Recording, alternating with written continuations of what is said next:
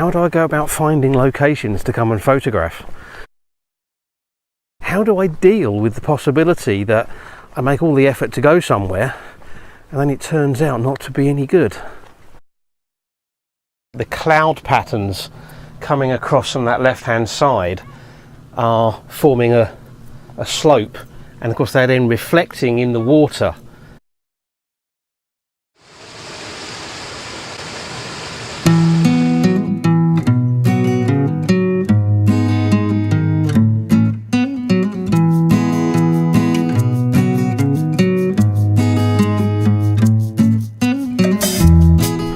Good afternoon.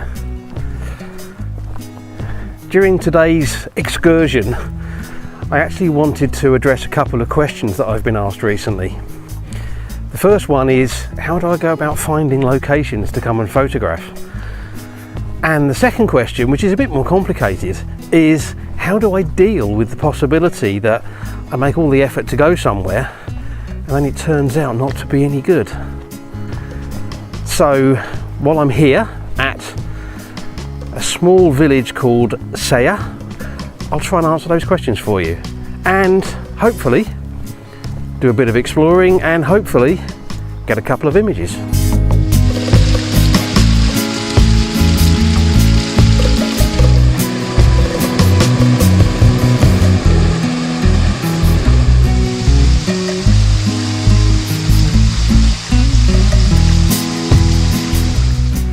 I've come here because there's a small river that runs just beside the village, and there's even some small waterfalls, and at the moment the operative word is small. We've had very little rain this winter, so I wasn't expecting big cascades, but at the moment they are really just trickles of water down rock faces.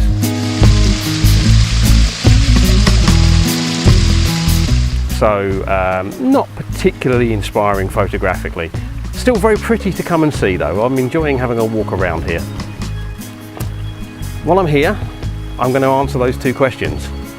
How do I find locations, and how do I deal with the fact that sometimes I go and spend a lot of time getting to and exploring a location and it just doesn't work out and there's nothing there worth photographing. So how do I find locations? The answer is pretty simple: books and websites. Mostly devoted to hiking and walking, sometimes geocaching, sometimes wildlife, but mostly hiking and walking. And then it's a case of having a look on Google Maps, trying to get a better view of the area, and then it's just a case of going out and exploring. I don't think there's any real alternative to getting some walking boots on or walking shoes on and going and exploring locations. As for the second question, what do I do when I go to a location it's no good? Well, that's a bit trickier. Most of the time I go home. There's not much else I can do. But that's just part of the game. There's normally a photograph to be had somewhere, but sometimes it really doesn't work out. Today, I've got a backup plan, and sometimes I'll do that because halfway between here and home is a location that I know well, that I've been to on lots of occasions. It's Amidorio Reservoir, so that's my backup. If this place doesn't work out, and I have to say at the moment I don't think it's going to, then I'll go back to Amidorio, and I've come here in plenty of time to get back to Amidorio before sunset.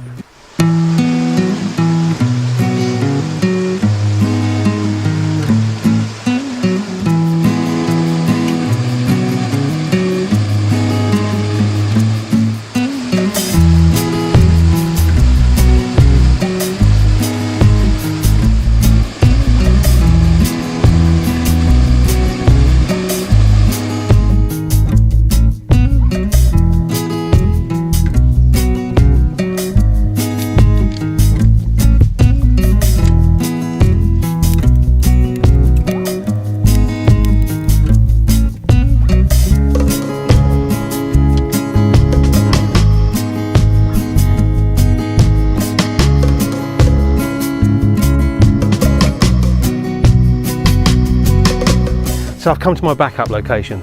Saya didn't work out. It needs a lot more water flowing through there before that's going to make an interesting image. So I've come back to one of my old favourites, Amidorio Reservoir. It's about an hour before sunset, but we always lose the sun here a long way before actual sunset, and in fact the sun is already just about to disappear behind some hills.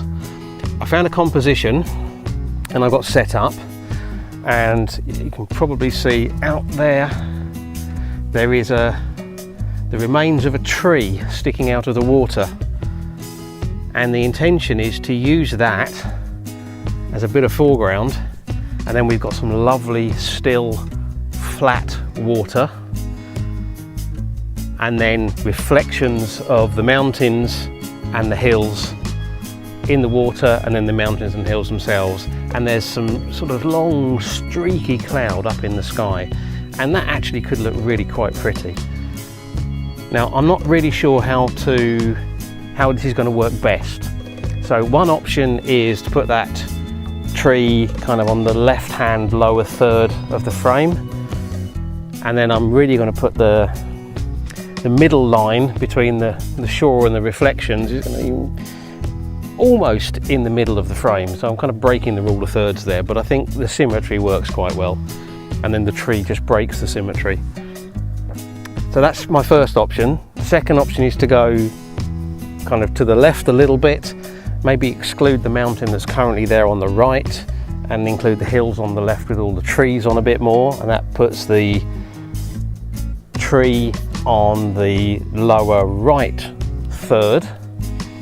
And then the other option I'm thinking about is to actually put the tree smack in the middle and have the mountains kind of coming out either side. So I think I'm going to try all three and see which one works the best. In terms of setup, 18-105 lens, and currently at, I think, what are we at? About 22 millimeters. So not too wide angle. F11, manual exposure. I'm actually focusing on that tree, but F11 is giving me loads of depth of field, so the background should be nice and sharp. F11 at the moment 1/60th of a second, so we'll give that a try and see what it looks like with this composition.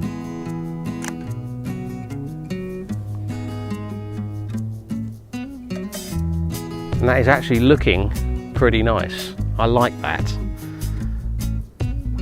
I think that's a nice image, and I'm not sure that's going to get much better when the sun goes down. I think the blues and the pale clouds work really nice for this. I'm going to do two other shots, as I said, one with the tree more on the right and one with the tree smack in the middle, and we'll see which one works out the best. Maybe I'll put them all up and you can choose.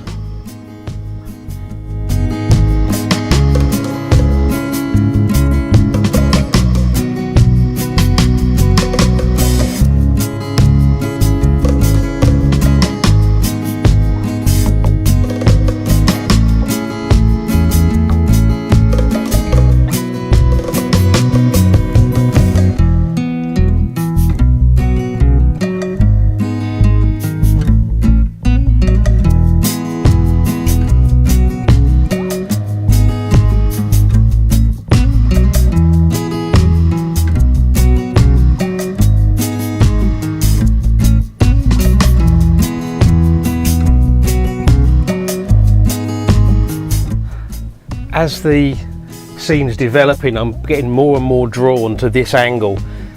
The hills aren't as impressive as the mountain, but the cloud patterns coming across from that left-hand side are forming a slope, and of course they're then reflecting in the water, and I actually think that's making for really quite a nice image. So just because that sky is a little bit brighter now, I've put in a 2-stop soft ND grad just to hold it back a little bit, and that's giving me F11 to a 40th of a second.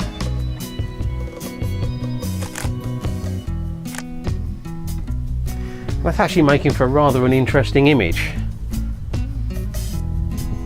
Not 100% sure what it's going to look like when it's finished, but the patterns of the cloud and the reflections is looking really quite nice. Actually just wish that tree was a little bit bigger, a little bit chunkier, so it stood out a little bit more. But we work with what we've got.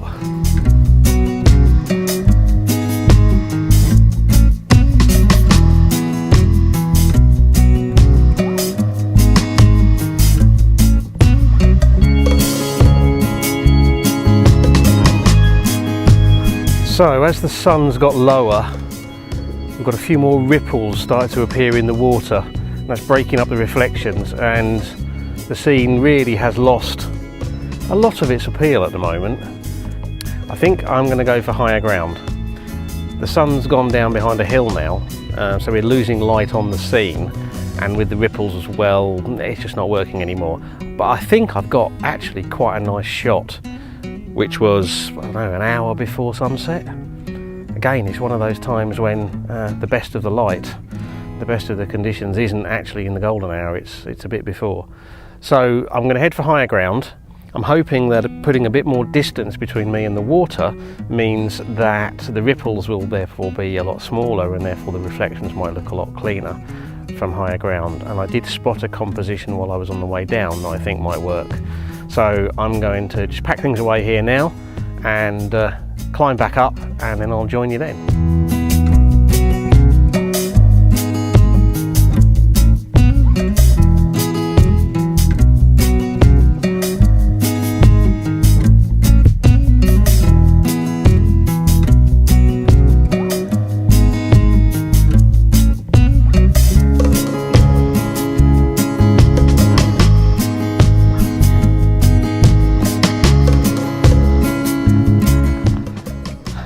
Okay, I've come up to a higher point where I'm looking down on the lake, and the composition that I'm using is using a little, I don't know, spit of land that's sticking out from the shore.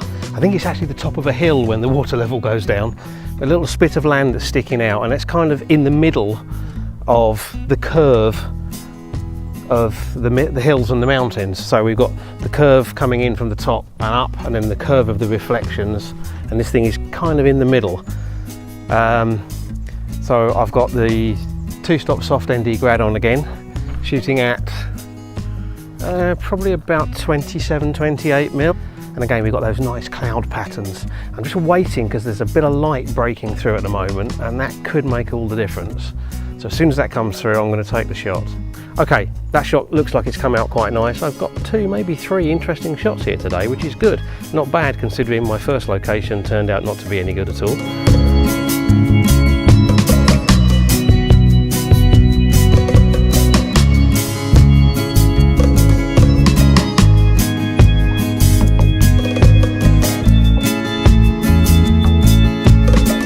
What I am going to do now is just sit tight and wait and see if, as the sun gets lower, we get some interesting light and colours in the sky. The light's going to disappear off the foreground, but there might be a little bit of reflected light from that thin cloud in the sky, and that could look quite nice.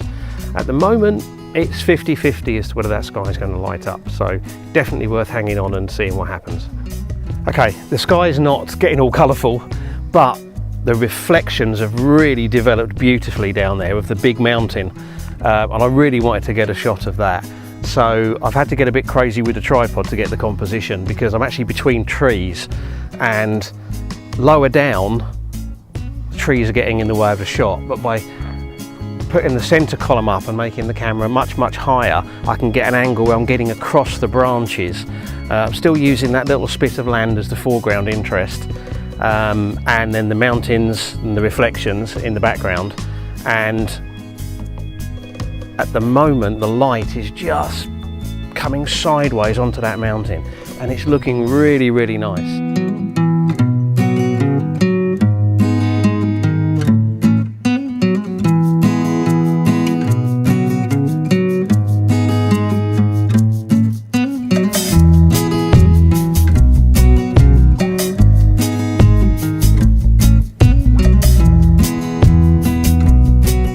Okay.